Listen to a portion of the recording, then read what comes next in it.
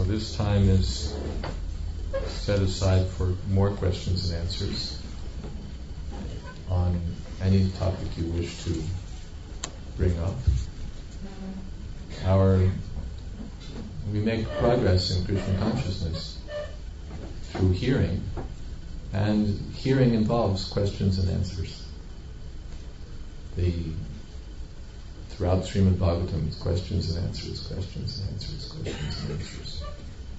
So we encourage you to put forward all your questions, especially questions that mean something to you, significant questions, relevant questions.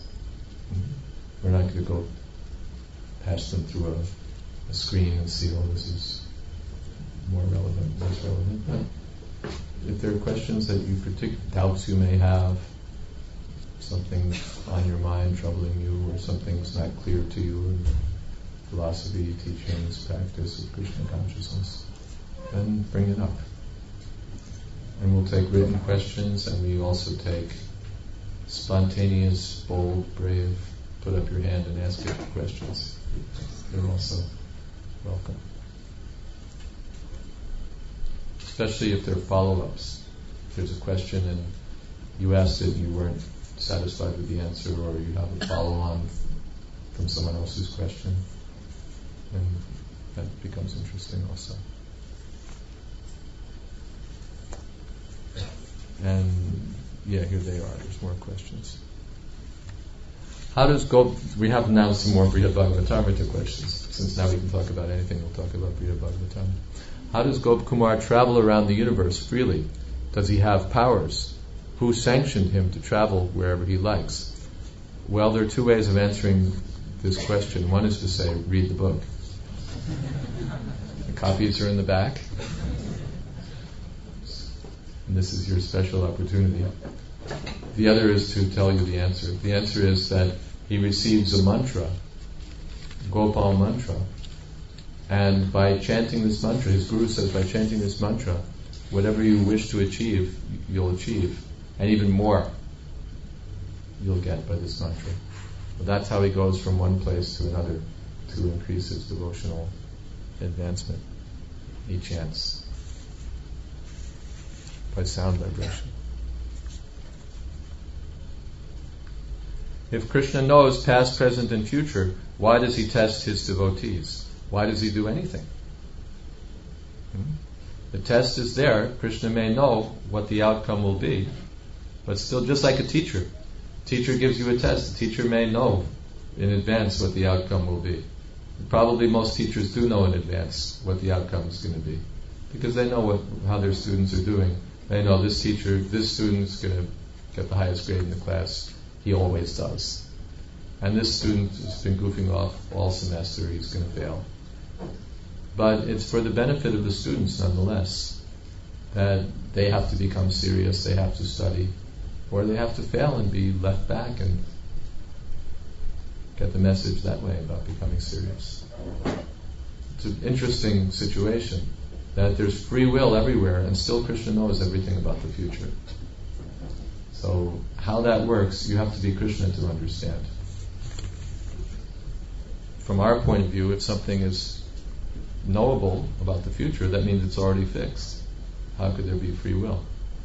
But Krishna has set things up in such a way, there's free will, and still he knows what's going to happen.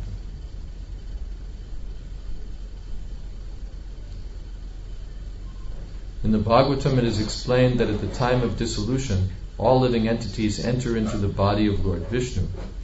Some Christians say that death is a certain form of sleep until they are resurrected. Is it similar to the dormant state that the spirit soul is put into at the time of devastation? No. Because in terms of the sleep, that's another question. But in terms of the outcome, it's very different, because at the time of dissolution, you go into the body of Lord Vishnu, you're conked out for the nighttime, and then you come out again just in another body. You pick up from where you left off. If you're, whatever condition state you're in, you continue from there. According to Christian doctrine, when you're resurrected, essentially you're in the spiritual world. So that's a different circumstance. But sleep is sleep, so from that point of view, yes. You go into the body of Mahavishnu, it's deep sleep. You go into another body of death, again there's a period of unconsciousness, a lot of unconsciousness in this material world.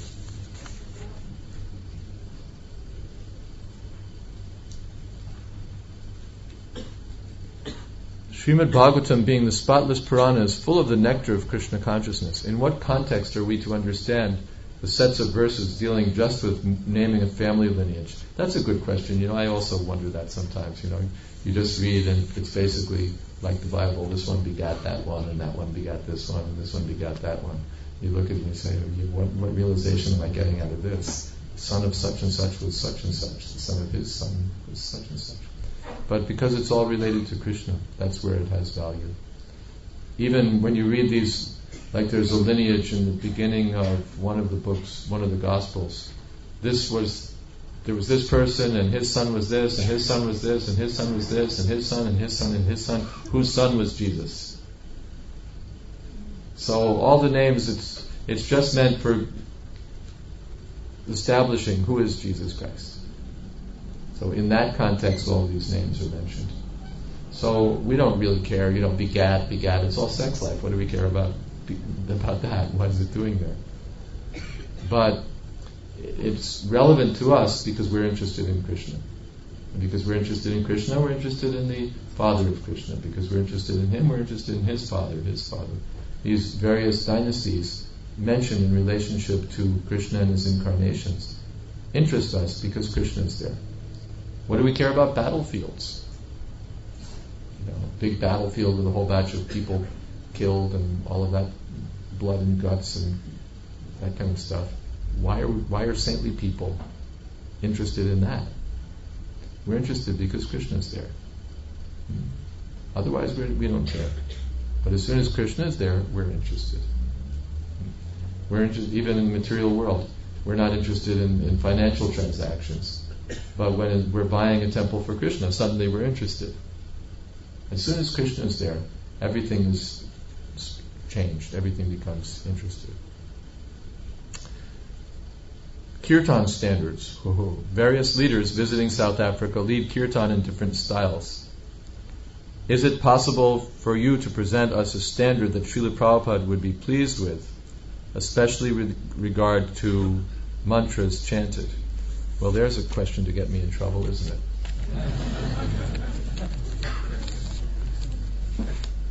I will tell you what Srila Prabhupada did and what Srila Prabhupada said, and maybe I'll get myself in a little trouble past that, but I'll start there.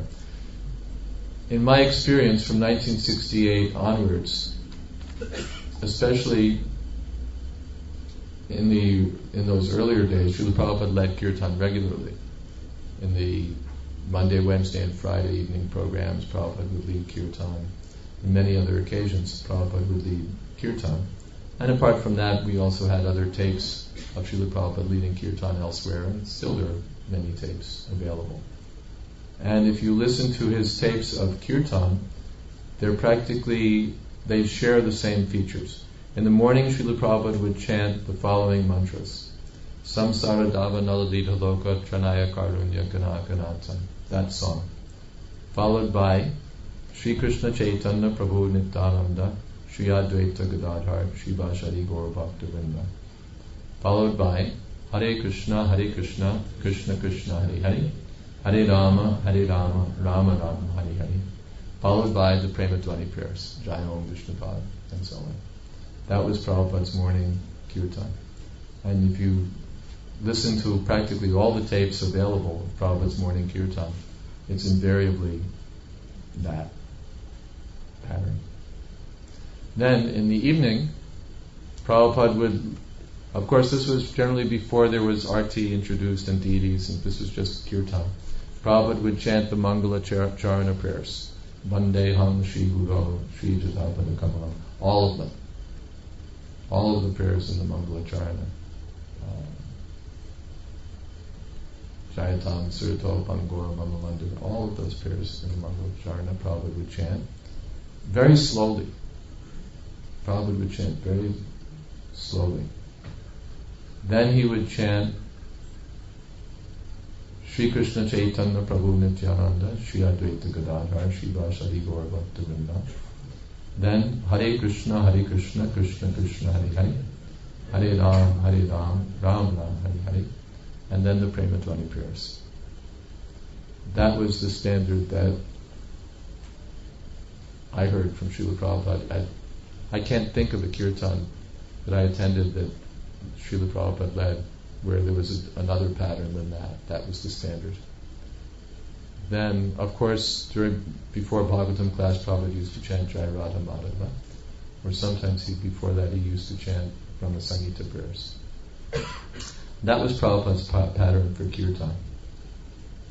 And in all of the kirtans, he would begin very slowly, and gradually, Prabhupada would increase the speed. And at the end it would be quite fast, and then Prabhupada would stop. And that was the end of the kirtan. That's how Prabhupada did it. I guess for the sake of completeness, I can say what wasn't there. There were not a lot of Haribols. I don't remember any Haribols, in fact. There were no zero Jai Radhes. There was no chanting of deity names at the end. It was just exactly what I've already mentioned. That's what Prabhupada used to chant. Everything else was introduced by other people someplace down the line. With one exception, Prabhupada mentions in Chaitanya Charitamrita, and we'll find it for you so that we can read it right out, that two other lines could be added. It's mentioned that Chaitanya Mahaprabhu, this is Adi Lila chapter 17, Adi Lila chapter 17, that Chaitanya Mahaprabhu along with his devotees were chanting Haraye Nama Krishna Yadavaya Nama Gopal Govindaram Sri Madhusudan. Srila Prabhupada comments, the International Society for Krishna Consciousness now has its world center in Navadvip, Mayapur. The managers of this center should see that 24 hours a day there is chanting of the holy name of the Hare Krishna Mahamantra, with the addition of Haraye Nama Krishna Yadavaya Nama, for this song was a favorite of Sri Chaitanya Mahaprabhu's. But all such Sankirtan must be preceded by the chanting of the holy names of the five tattvas, Sri Krishna Chaitanya Prabhu Nityananda, Sri Advaita Gadadhar, Sri Vasadi Gaur Bhaktivedanta. We are already accustomed to chant these two mantras, Sri Krishna Chaitanya Prabhu Nityananda, Sri Advaita Gadadhar, Sri Vasadi Gaur Bhaktivedanta, and Hare Krishna, Krishna Krishna, Hare Hare, Hare Rama, Rama Rama, Hare Hare. Now, after these, the other two lines, namely Haraye Nama Krishna Yadavaya Nama, Gopal Govindaram Sri Madhusudan, should be added, especially in Mayapur. Chanting of these 6 lines should go on so perfectly well that no one there hears any vibration other than the chanting of the holy names of the Lord. That will make the center spiritually all perfect. So there you have it. Srila Prabhupada asked that these 2 lines, there's a song by Narottam Das Thakur which incorporates those 2 lines and adds many, many others. That's, of course, it's an authorized song, but that's not particularly what Srila Prabhupada asked for. He asked for these 2 lines to be added, so that's bona fide. Let me just see one other thing. This is from Shruti Kirti Prabhu. This was one of Shruti Kirti Prabhu was Srila Prabhupada's personal secretary, and he's written many of his anecdotes of remembrances of Prabhupada under the title Srila Prabhupada Uvacha. So here's one.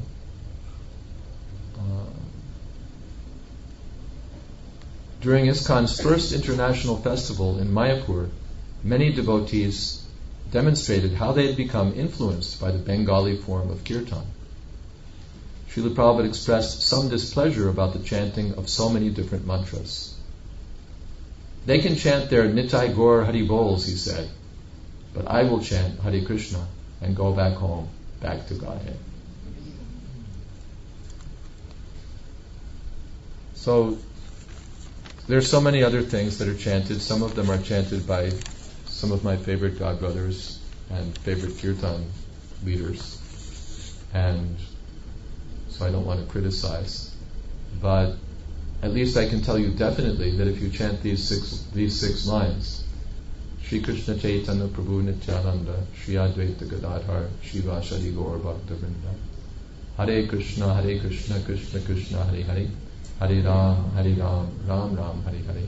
And you can also add Haraye Nama Krishna, Yadavaya Nama, Gopal Govinda Ram, Shri Madhusudan. If you chant these lines, Srila Prabhupada will certainly be pleased. Other things, I can't vouch for. Except that songs by Narottam Das Thakur, Bhaktivinoda Thakur, Srila Prabhupada's own songs, these are all authorized, and certainly one can chant them. Any further questions about that? Yes?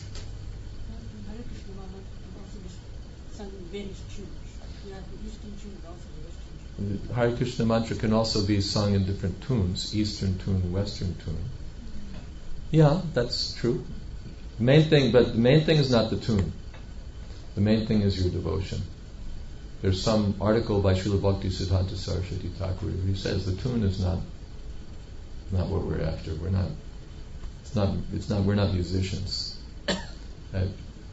We become very expert in music, and then we all become, we put on our earphones or turn up the amp, and we listen to all the instruments and all the tunes. That's not the thing. It's not how good your voice is. It's not how expert you are in the instruments. Of course, we want to be expert in the instruments, chant nicely. But the real thing is your devotion. It's not a musical performance. We had a television show back in the 50s in America called 10 Max Amateur Hour. I don't think it was here in South Africa.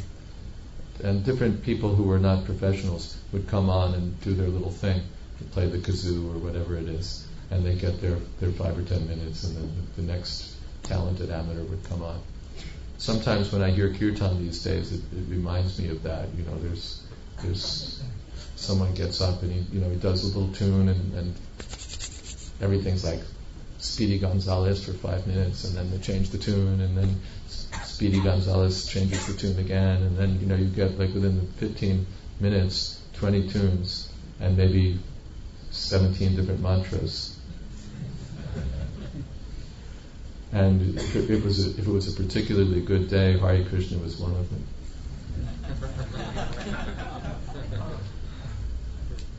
So that's not what we're after.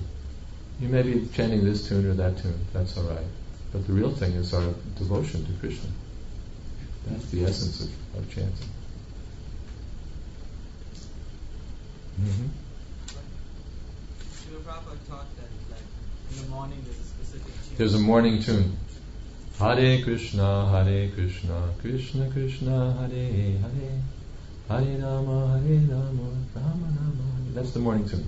Anyone who's spent any time in Bengal, any place you go in the morning, you'll hear that tune. That's the morning tune. There's even a tape where Prabhupada's chanting, Prabhupada interrupts and says, "This is the morning tune." So that is the morning tune. So sometimes we hear it chanted in the evening, but more often what we hear is everything else chanted in the morning, which is not wonderful. It's wonderful to hear the morning tune in the morning. And that's I should add, when I heard all the kirtans, I can't think of a time when I heard Prabhupada chanting in the morning something other than the morning tune. And I can't think of a time in the evening when I heard him chant the morning tune. And mostly Prabhupada chanted maybe two, and I don't think I ever even heard him ever change the tune. Prabhupada's system used to be, he would hold kirtan for 20 minutes, 30 minutes, sometimes 40 minutes, and one tune.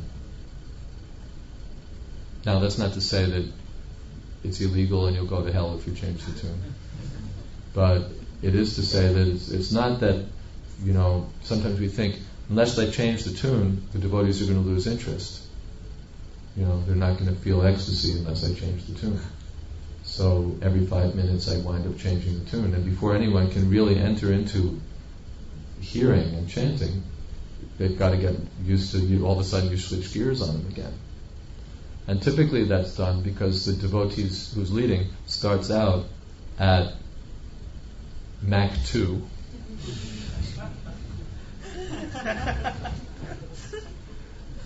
And after Mach 2.5, there's no place else to go. So then he has to start all over again, usually from Mach 2 again. So if you start that way, if you start up real fast, then where will you go after 2 minutes? How long can you sustain that pace? You can't, not very long. So then you have to change.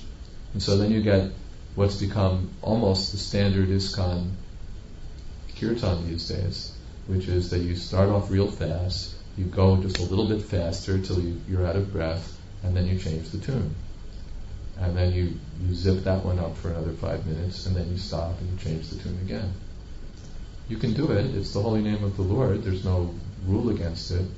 But you might find that there's even more taste to be found in starting slow the way Prabhupada did, really entering into a meditation on the sound of the holy name of the Lord.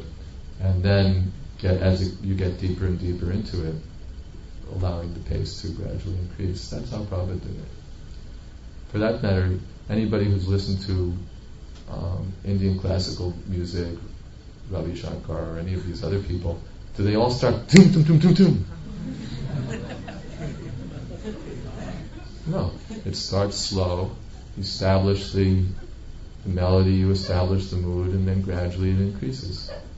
And then you get the full effect, you get the full taste. Of course, it's a mundane taste and effect. I think one time Prabhupada was on an airplane, I think this is Shruti Kirti also, he said, and there was something playing, some Indian classical music, I think, something like that. And Prabhupada turned to the devotee and said, "This is Maya."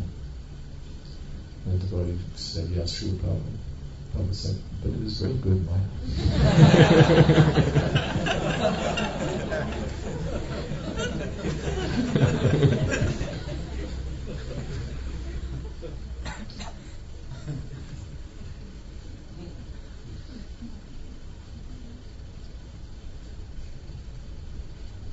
Lately I'm hearing kirtans from some of our senior kirtan leaders where they're doing exactly that. They'll just go and, just sustain chanting for a long, long time. And like Govinda Maharaj, who's one of our favorite kirtan leaders, he explained his theory of kirtan, or his philosophy of kirtan.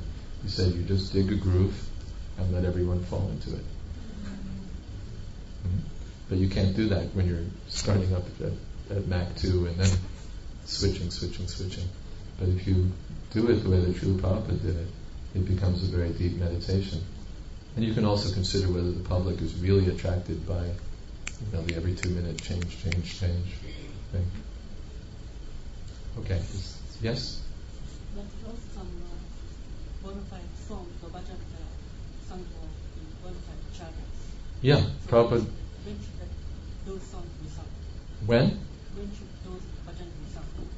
When should these bhajans be sung? Of course, some of them are practically standard for particular times, like the Gaur Arti song is standard for the evening Sandhya Arti.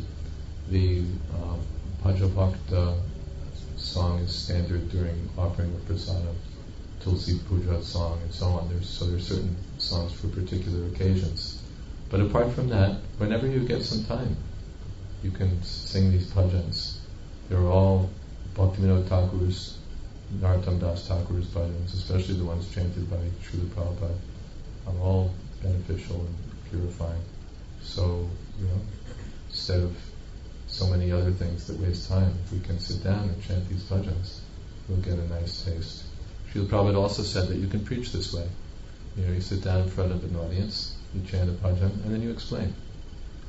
And then you can chant another bhajan and explain. It's a very nice way of preaching. So that's another thing. Prabhupada songs also. We're picking up songs everywhere, from regardless of whether it's in our sampradaya or not, regardless of whether anything or not. But these two songs by Srila Prabhupada, if we learn, they're very significant, very deep songs, and we can Prabhupada had us put them in the songbook. I take it that it's so that we can chant them. Not that we have to pick up so many esoteric, and not even that, but we need to be a little discriminated. It's not that whatever we hear in Vrindavan, usually every year, and sometimes every season, there's kind of a new song that's like number one on the hit parade in Vrindavan. Or kind of a catchy bhajan in a filmy style, all about Kana, Gopal, and you find the devotees picking it up. But that's not our method of learning bhajans. We have to see what is the source of this bhajan. Is it authorized? Is it approved by the acharyas? Otherwise we wind up singing things from the filmy sampradaya. And it has no spiritual benefit, and sometimes it's even full of misunderstandings. Maharaj, for the sake of preaching to those people who have not even come into contact with Krishna consciousness, what is your views on the rock band presentation and other... For the sake of preaching to those who are not Krishna consciousness, what is my view of rock bands and so on?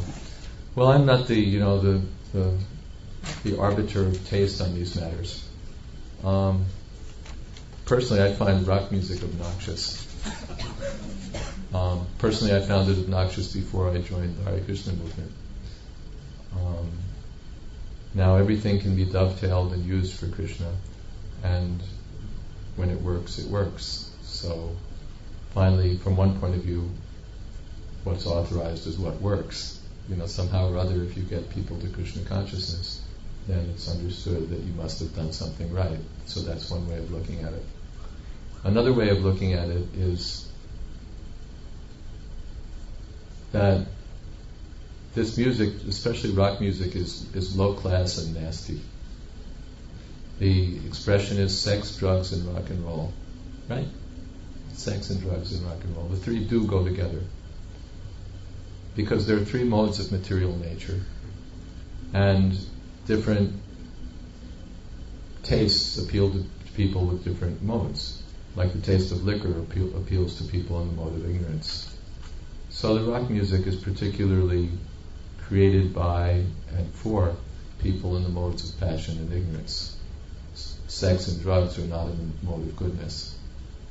So you have an idiom, a mode of musical expression, which is predominated by or permeated by or which is a product of the modes of passion and ignorance. Now you can dovetail that with Krishna consciousness if you want, and maybe get some mileage out of it. But it has that unfortunate heritage, that unfortunate genetic background, that it's coming from a background of the lower modes of nature, and we ourselves are trying to come to the higher mode of nature, the mode of goodness, and then surpass that. So whether this heavy sound engineered for the lower modes of nature, music to take drugs by, music to have sex by, whether that's really promotes a nice atmosphere for Krishna consciousness. I know in the early days, if anyone had come into our, say, Bhakti-Acharya area with anything remotely sounding like that kind of vibration, we'd have either thrown him out or cut his wires. And, now you can go to a Bhakti-Acharya festival and hear,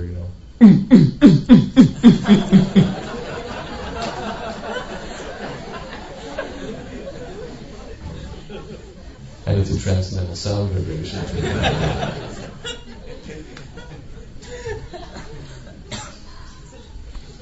So what do I think of it? Personally, I hate it. But that's just my aesthetic judgment on the matter. I also find it difficult to picture myself like standing on a stage playing this stuff for Srila Prabhupada. But if you can picture it, and if it works for you in terms of bringing people to Krishna consciousness, then I won't fight about it. Everything's a matter of personal choice, and I have my earplugs. Mataji? Shouldn't there be some research done on this matter then? Because people are becoming attracted to Krishna consciousness via this kind of tune or music or vibes or whatever. Well, if it's working, it's working. What can I say? Therefore I'm not passing judgment on it. I'm just giving you how it affects me. Does somebody eventually become a sublime devotee the way Prabhupada wanted to, or even after being attracted to this music? If it works, it works. If it works, that's fine. Therefore I'm not condemning. I'm not saying there should be a GBC resolution or KwaZulu Natal Management Board ban or something like that. I just say I hate it. That's different. That's my subjective. You wouldn't have gotten me with that stuff. In fact, you would have driven me away, because I would have looked at you and I would have said, "Oh, warmed over Mick Jagger. Oh, that's what their movement is." And I would have either just gone away and said, "Oh, that's stupid," or I would have gone for the real Mick Jagger, if Mick Jagger had been what I was interested in. Mick Jagger does a much better job of being Mick Jagger than Krishna Das does. So it's an individual choice. It's an individual choice. There happens to be one person I stumbled across on the internet who's not a member of the Hare Krishna movement, who's coming from some other Indian background. He's a Westerner, but he's latched onto something. And he's become extremely popular by chanting the Hare Krishna mantra in kind of a soft, traditional style. And meanwhile, Hare Krishna people are doing so.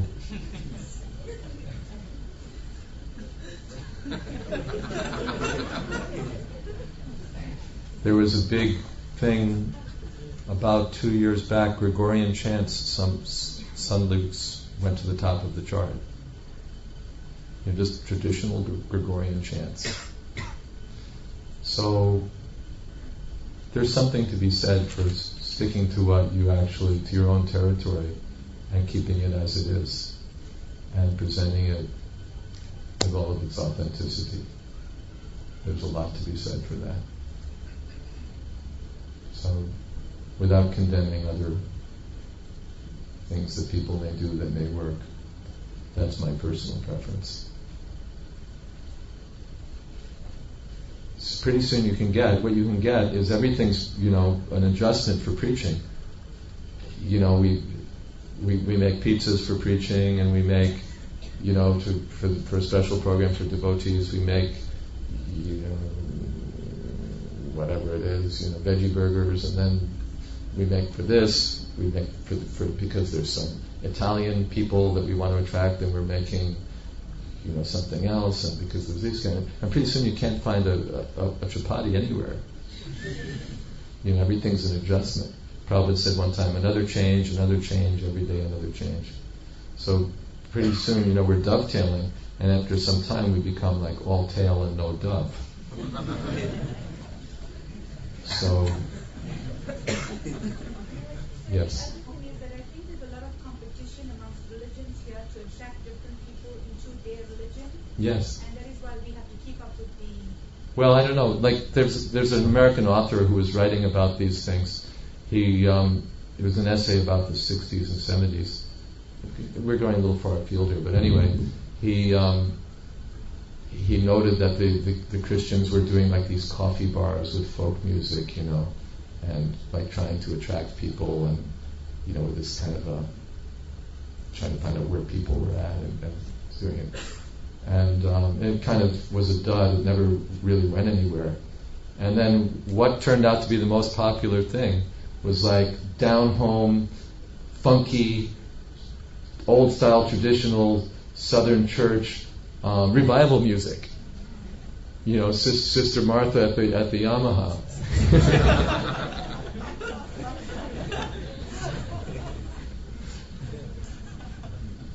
So, who knows? Pure Bengali Kirtan may be the next big rage. I don't know that we have to compete with everybody else in there. In fact, Prabhupada was talking about that in relation to the artists, the visual artists. No, it was in relation to he talked about it in relation to the artist and also in relation to what we publish in the magazine.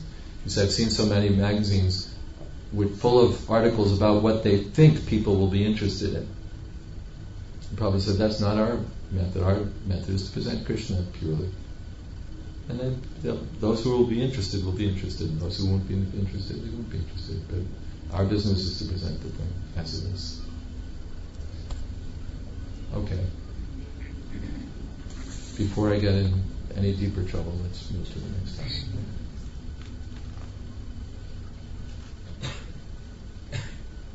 But it's a challenge. Try it, Just try doing straight, simple, unfancy, unadorned Sri Krishna Chaitanya Prabhu Nityananda Sri Advaita Gadadhar Sri Vajari Gaura Bhaktivedanta Hare Krishna, Krishna Krishna, Hare Hare Hare Ram, Ram Ram, Hare Hare. Try it and see what it does for you.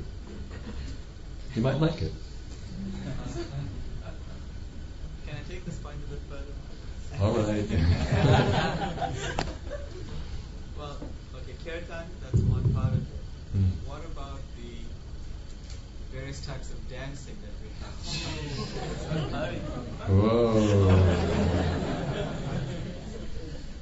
Well, maybe I actually have a Prabhupada quote about this. Let's see. I do. I have some Prabhupada quotes about it. Let's find some. One I have from Shrutikirti, I think so.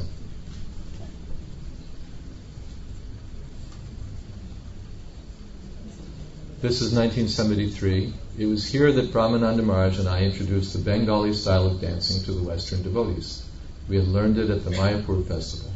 Many of the devotees loved it, and Srila Prabhupada was seen smiling as he watched the devotees dance before him. But some devotees did not agree. Padumna asked Srila Prabhupada if it was all right to dance in that way, because some of the devotees thought it strange. Yes, of course, Srila Prabhupada replied. Srila Prabhupada loved to see his devotees chant Hare Krishna and dance in ecstasy. So that's from Shrutikirti. Now, I think I have a little more. Let's see.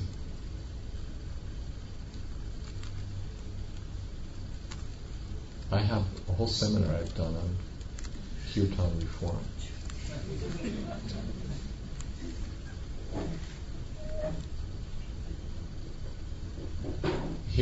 This is, okay, we'll do some stuff here. With regard to your question about, there's another place where there was some newspaper article, I'm not finding it in my collection here. Tamal Krishna Maharaj or someone is reading Prabhupada this newspaper article where the reporter is reporting on having attended the kirtan and the temple and so on, and how the devotees are butting heads and stuff like that. Srila Prabhupada didn't seem to think it was the most wonderful thing. With regard to your question about Bengali style kirtan and mridanga playing, one or two styles is best. To introduce more styles is not good. It will become an encumbrance. If we introduce so much emphasis on style of kirtan, then simply imitation will go on. Devotional emotion is the main thing. If we give stress to instrument and style, then attention will be diverted to the style. That will be spiritual loss. Letter to Satsvarup Maharaj, June 30th, 1976.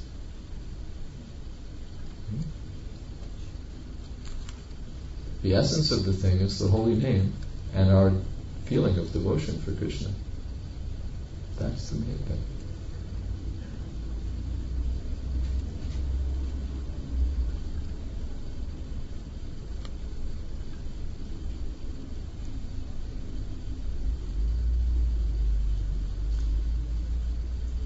This is something else.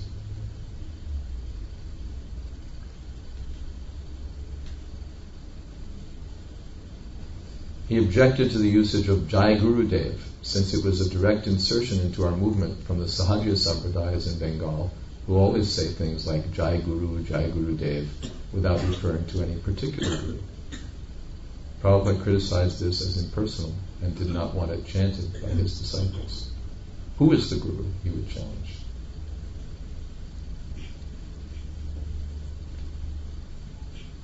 This is from Bhakti-Acharya Maharaj. One devotee was leading the Guru Puja Kirtan in a very ecstatic way.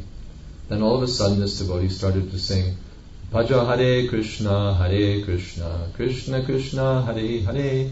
And Prabhupada became very, very angry and stopped the kirtan.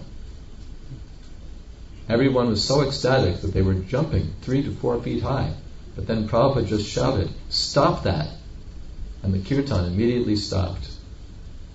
Prabhupada asked him, "Where did you learn this Bhaja Hare Krishna? Did you ever hear me singing Bhaja Hare Krishna?" And Prabhupada just chastised him for about 5 minutes. He was very heavy. He told him never add anything to Hare Krishna Mahamantra and never subtract anything from Hare Krishna Mahamantra. Sing the mantra just as it is. Prabhupada also explained, this is how deviation starts. Somebody puts in his own concocted thing, and then somebody else comes, he adds some more concoction to it, and with time it becomes a complete distortion. This is Tejas Prabhu. Of note to you perhaps is an instruction that Srila Prabhupada gave many, many times, mostly to leaders, but on occasion groups of devotees. He withheld this instruction from general assemblies, my understanding being that he did not want to discourage devotees from chanting, even when the chanting was not properly done. This instruction, I have noted, is one of Srila Prabhupada's pet peeves, one of the things that annoyed him the most of all the ways that kirtan was being done. We had a kirtan at the Ram Leela grounds, 1976 March, and Dinanath was leading, and tens of thousands of people were attending and chanting. After the program, Srila Prabhupada and I were alone in the back tent, waiting for his servant in the car. As you know, he would often ask rhetorical questions, and he asked me, "So, what did you think of the kirtan?" Understanding this was just a lead-in to his giving me an instruction, I answered with a bland, "It was okay."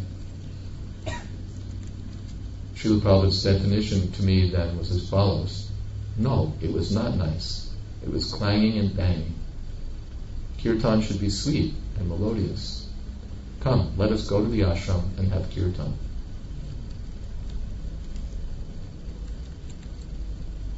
And so we went. Srila Prabhupada, his servant, Bharadwaj, and myself.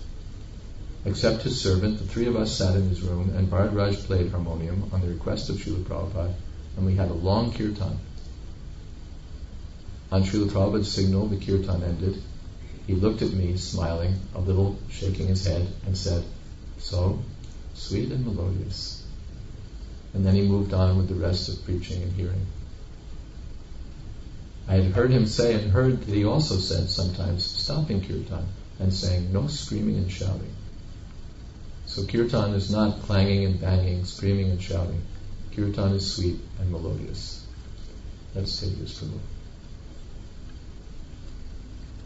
Okay? Yes? I didn't send in my question, but I just asked it now. I've read that you also wrote an article to the GBC apps about the loud kirtan. Is that true? No, not exactly. I'm not against loud kirtan because Chaitanya Mahaprabhu had loud kirtan, Krishna Kirtana Ganana. So loud kirtan I'm not in principle opposed to. I do have problem with super amplified kirtan, which is somewhat different from loud kirtan. But the essay was actually about the need for devotees to pay attention to the possibility of losing their hearing or damaging their hearing. It was the result of a little bit of scientific research or research in standard medical literature. And the conclusion was not that kirtan shouldn't be loud, but that that devotees ought to take care of their hearing, and that our managers of our movement should try to see to it that there's a regular program for conserving the hearings of the devotees. Anyone who wants a copy of the essay is available. But it wasn't in principle against loud kirtan. for example, I have a standard noise-induced hearing loss of, I forget how many decibels, in the range of middle C. And I've had it for at least 10 years, or I found out about it about 10 years ago. And it hasn't really gotten very much worse. And when I saw the audiologist here last week, and she said, no, it hasn't really gotten very much worse. But they attributed that to the fact that I have my own personal hearing conservation program. When the sound is up to a certain decibel level, I either put in my earplugs or go away. So you may have a personal situation. Some people can take unlimited volume, it seems, and not be affected. And other people can actually lose their hearing. And it can become serious. So that's what the essay is about, in short. It doesn't mean that you shouldn't have fun with your thing. The other point Prabhupada was making was about reclaiming Hmm. instruments. And now we've seen that there are different drums and stuff being introduced to guitar. And sometimes it does drown out the singer, or it does become excessively loud. And visitors to the temple sometimes on a Sunday day knew. Well, I can give you several answers about, what do you think about these drums? The first one is just an objective scientific statement. The decibel level of those drums is extremely high. It's probably something above 100 to 110 decibels, just at a normal, when you bang it normally. And scientists tell us that can damage your hearing. So make of that what you will, but it has that potential. Now our kartals and mridangas also are loud, but these drums are still louder. And there is such a thing. Like anyone who goes out and buys a Sony Walkman these days, you see they've added this whole paragraph about being careful with your earphones and how high you turn up the volume. Anyone bought a Walkman in the last couple of years? You found that? Does it have a little thing that says that? In America they certainly all do, and it's simple because Sony doesn't want to get sued. They don't want you to lose your hearing and sue them for it. And it happens, it's nice music, you turn it up to 100 decibels, and after a short while you've lost your hearing, or significant pieces of it. So that's an objective statement. It becomes a cause of concern medically at that stage. Then as far as just a subjective statement, I personally prefer kartals and mridanga, and I don't like to have it all drowned out by boom, boom, boom, boom, boom. That's just, again, personal aesthetics. And Chaitanya Mahaprabhu's movement is, of course, kartals, mridanga, and so on. Now, if it attracts people and gets people involved and so on, I suppose you could make a case for it. But pretty soon you could be making a case for all sorts of things. I don't find it an encouraging trend, but then, I'm not the arbiter of taste or the judge of what works or doesn't work in the Hare Krishna movement. I can only give you my own subjective reaction, which is pretty much the same as for rock and roll. I hate it. I hate rock and roll worse, but I'm not real fond of the drums either. Mridangas are great when they're played nicely. They're so nice. Bhaktivedanta Thakur has that bhajan. He says, when I hear the sound of the mridanga, my heart feels like dancing. Mm-hmm. Earlier on, also mentioned Prabhupada just had the devotee about adding bhajan. Yeah. So in the Gaura Aarti, the songs start with Jaya Jaya Gaura Chakra. Mm. But sometimes devotees say Kiva Jaya Jaya Gaura. Is that bona fide or not? Yeah, that's part of the song. Yeah, that's all right. Bhakti Vikas Maharaj has a long essay on this topic, which I think is nearing publication, and it's going to be part of the book. So you can get his take on it also. Yes? Sometimes we see that Prabhupada is playing the harmonium. So Well, Prabhupada's direction on harmonium was that it's good for bhajan but not for kirtan. Prabhupada said it drags the kirtan. But for bhajan, you've all heard the tapes of Prabhupada playing the harmonium. So, for that, for bhajan, Prabhupada liked it. He also was particular about it. I think he liked melody and not chords, so he gave directions about those things. Sometimes we've heard very good kirtan done with harmonium. Maybe it's Hare Krishna bhajan or something. It's really good. But in general, kirtan is for kartals and mridangas, and for bhajan, harmonium and so on. That was Prabhupada's direction, I think. Okay? I discouraged enough people here. We'll all give up and just chant japa.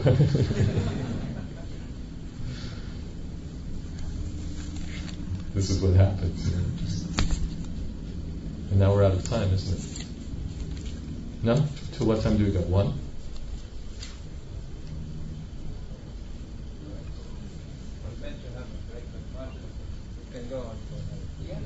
We can go on for another 15 minutes or so.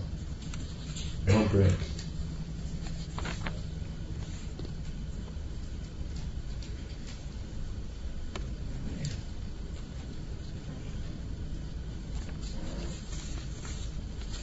Well, what would you like to talk about? Women? Sorry,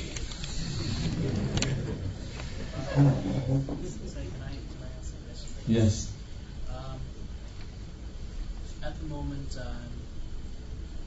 all of us we're serving Krishna in the mode of servitorship. In Goloka Vrindavan, relationship with Krishna is that of friendship and upwards. Mm-hmm. How do we know what's our... How do we know what our relationship is with Krishna? You wait. You wait and see. At the present stage, there's no question of knowing what our relationship is with Krishna, because we're too deep in our relationship with Maya.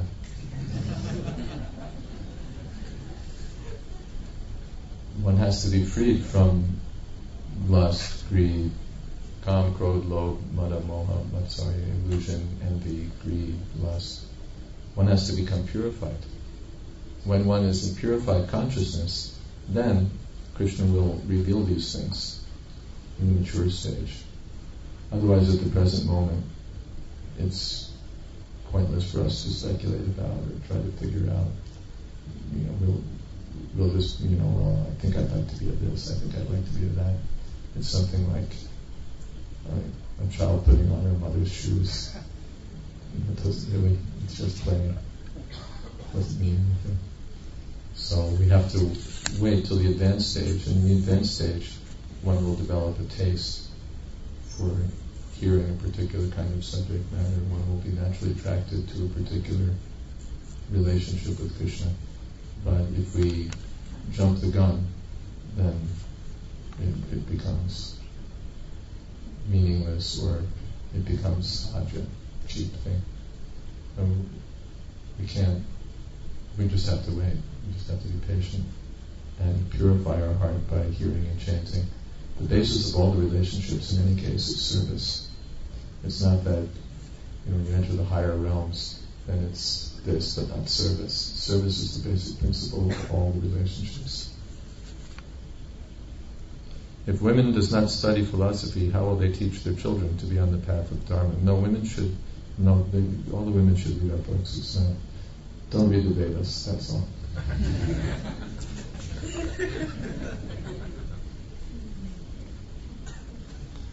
Women are supposed to be protected by their husbands, but if they are following an irreligious path and their behavior pattern is immoral, what should a woman do in this case? She should stick to her principles. The Prabhupada one time said that if the husband is irreligious, you probably gave the example of his sister. His sister was married to a man who became irreligious and drinking or just going out, and wasn't quite clear what he was doing, but it wasn't good. And his sister, she would never say, "Oh, my husband's gone out drinking, he's gone out." She would just say, "He's out." But she was staunch in her Krishna consciousness. And Prabhupada said later the husband became like her devotee.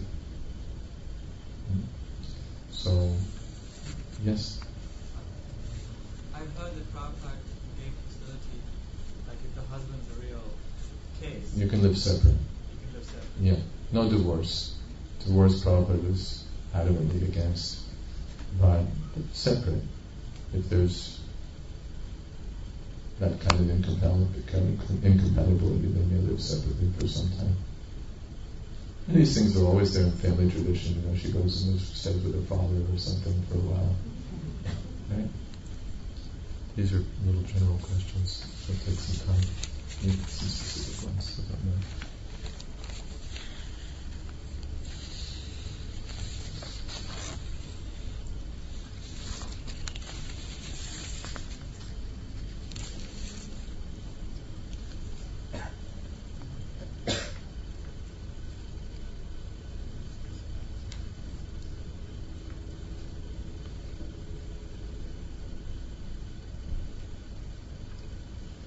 To offend a devotee of the Lord is a great sin, and we read that the Lord would not forgive you for this. But sometimes you are requested to do or perform something which you're not 100% willing to do.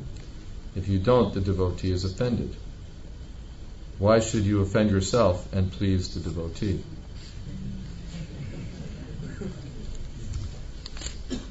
Well, we're meant to undergo some trouble for the benefit of others. We're servants. Better than being a servant is to become servant of the servant. So I may not be 100% inclined to serve other devotees and make them happy, but if we develop this mentality that let me please the devotees, then we'll actually become happier than by pleasing ourselves. We're all inclined to please ourselves, but if we develop this feeling that I would like to please the devotees, then that's good. Now, it doesn't mean I do irreligious things to please the devotees. The devotee wants me to help him rob a bank or something, so it's not like that. But if I can undergo some inconvenience and thereby please the devotee, well, that's my benefit, actually. That's my good fortune. So, not that just I please my spiritual master. I'll do anything for my spiritual master, and the other devotees can just go to hell. Right? I'll make any sacrifice for my Guru Maharaj, but who are you? Who are all these other guys? That's called Kanishthadika, right? That we just see ourselves in Krishna, and we don't see the other Vaishnavas. But we should try to come to the second class. The second class makes friends with devotees who are on the same level. He's merciful to devotees who are on a lower level, and he tries to serve devotees who are on the higher level. Actually, he tries to serve devotees on all three levels, just in different ways according to the relationship of superior or subordinate. That spirit of Vaishnava Seva will help us so much to sacrifice from our side for the sake of other devotees. In the Christian world, that's what they call fellowship, isn't it? It means, or in any place, that friendship means that you don't feel 100% like doing something, but for the sake of your friend, you make the sacrifice. He wants to go here and you want to go there, but you say, well, all right, if it'll make you happy to go here, then let's go there. That's sacrifice. So in that way you develop friendship, by sacrificing your interest for the interest of the other person. So if we develop friendship with devotees, we're not going to develop friendship just by always insisting my way or the highway. It's by sacrifice that, well, if this will make you happy, if I can do something that will please you, then that's my job. That's what I'm here for, is to please the other devotees, or benefit, not just that, we speak all nonsense and so a devotee will be pleased, but we try to genuinely serve them.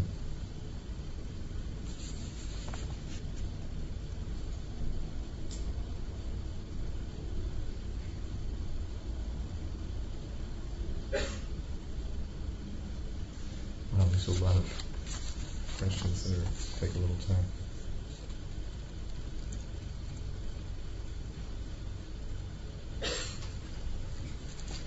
After hearing how Srila Prabhupada led Kirtan, and since we got some evidence from CC purports about Kirtan, should we try and change our standards and do what Prabhupada only wanted? I leave that up to you.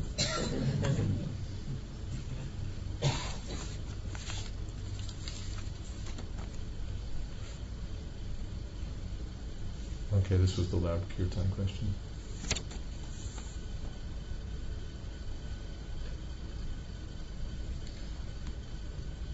You have said that Prabhupada had a certain kirtan, pattern of kirtan. How did the present change come about? Little by slowly, a little bit more, a little bit more. Some of it we picked up from Vrindavan. Some of it, a lot of it we picked up from, at a certain point, someone introduced selling cassettes by noted bhajan singers, Hindi bhajan singers and so on. And then a lot of the devotees picked up tunes, songs, styles, modes from professional bhajan singers. So a lot came in that way. Some by, visiting Radhakund and this or that. Some just by devotees having an inspiration. They came up with something cool. It fit the beat, so it was bona fide. Well, you just mentioned something about some of these things we picked up in Vrindavan. So sometimes we visit Vrindavan thinking everything is Bhakti Krishna conscious. How should we? You don't drink the water, do you? I bet when you go to Vrindavan, you all drink bottled water, don't you? Right? So why, if you're so discriminating about the water, why not be discriminating about everything else? You don't say, well, the water is coming from Vrindavan, it must be.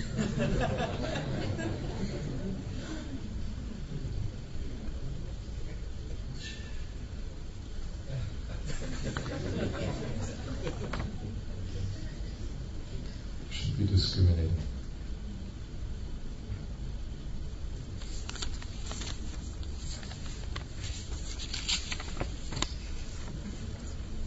I'm not avoiding questions, they're just long ones.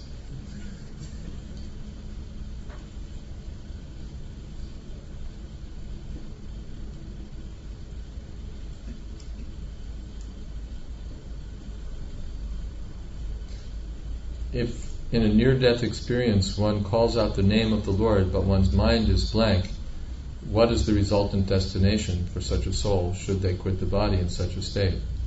Well, that's not a near-death experience, that's death.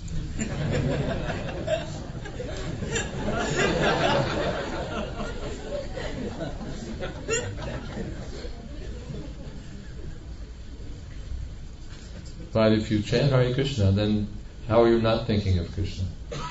Somehow or other you've chanted Hare Krishna, you must have been thinking of Krishna, thinking of the holy name of Krishna. So it's mentioned in the Ajamil Charitra. And even if you chant jokingly, even if you chant to indicate something else, if you chant the holy name of the Lord, then you're saved. So Prabhupada one time he said chanting is thinking.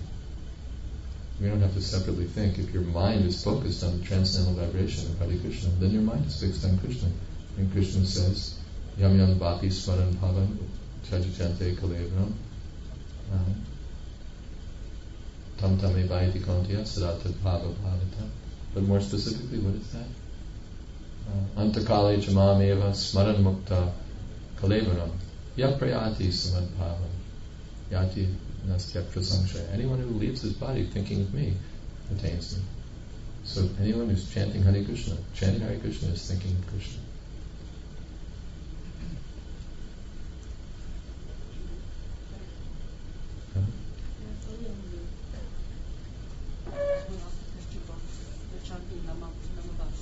Nambas, yes.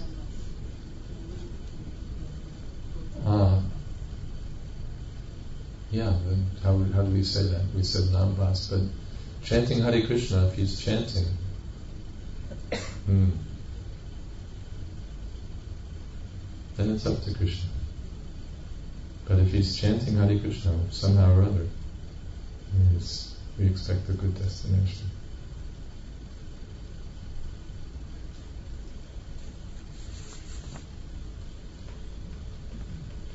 How does one analyze the meaning of humility and tolerance in the workplace, especially when interacting with karmis, materialists? Well, in general, Prabhupada said the behavior of a devotee is that he's a perfect gentleman. You read all of those qualities of a devotee. It's not that one is meant to have all those qualities when one meets other devotees, and you go out and meet the materialists and you behave like the meanest thing on the block. But rather, devotees should be admired for their good qualities, for their honesty, for their humility, for their compassion, all the good qualities that we expect to find in the demigods. And people will be favorably impressed. This person is such a nice person. But it doesn't mean, on the other hand, that we should just allow everyone to walk all over us. The devotee has his standard, and he doesn't. He has to perform his prescribed duties. Not that if I'm a manager, but I'm humble, so I can't do anything. I have to be like a wimp because I'm a devotee of Krishna. Arjuna was a devotee of Krishna. He was not a wimp. In fact, when he wanted to be a wimp, Krishna wouldn't let him. So one has to perform one's prescribed duties as a matter of duty. But as a matter of duty, not because he's carried away by the modes of material nature, not because he can't control his anger, can't control his senses, he can't, just has no good qualities to show. But as a matter of duty. And if one acts that way, then people will respect that he was just doing his duty. That's how a Krishna conscious person is supposed to act. He has to do his duty. Or sometimes to protect our Krishna consciousness also, we may have to be a little insistent. So that's all right. But,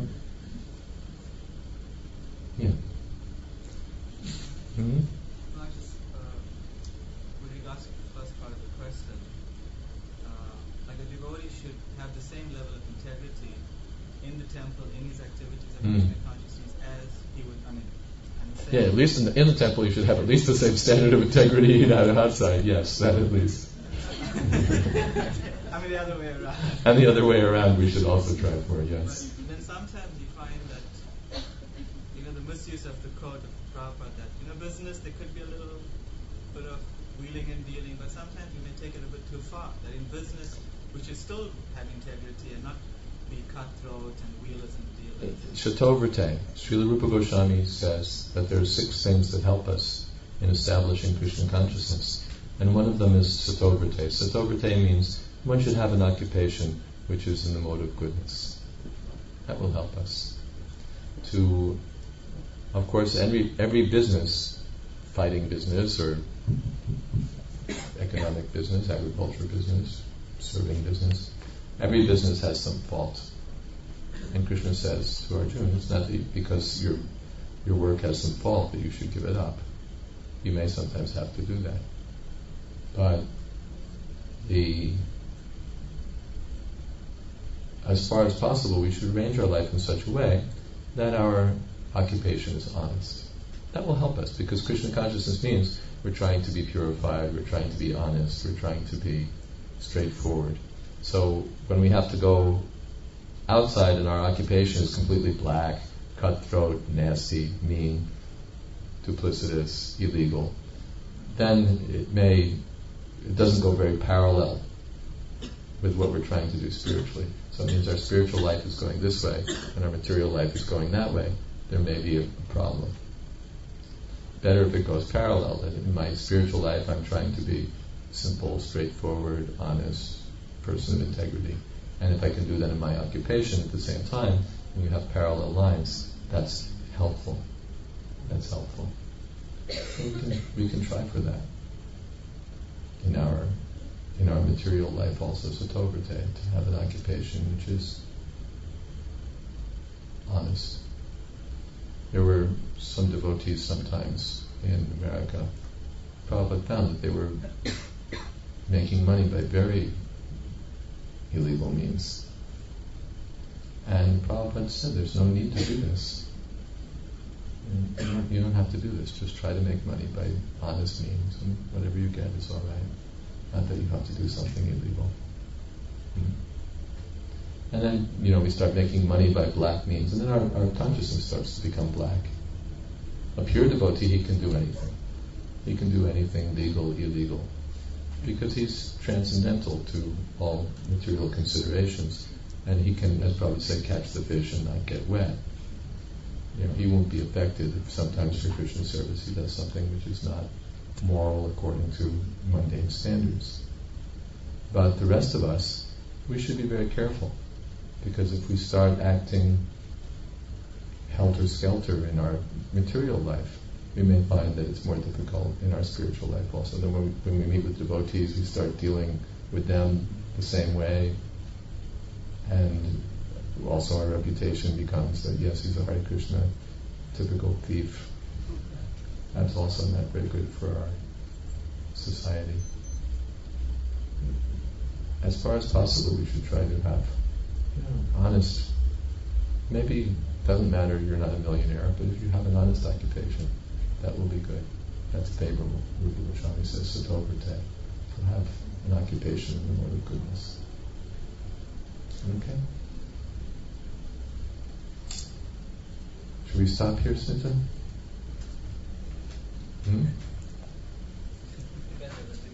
Depends on the devotees.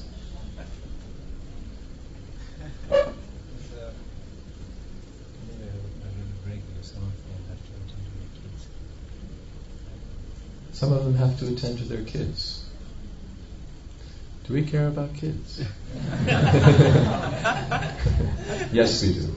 It's part of the compassion. It is part of compassion. They're Vaishnava kids. And yes, so we will stop here and take care of our kids and whatever else we have to take care of, and carry on with our program.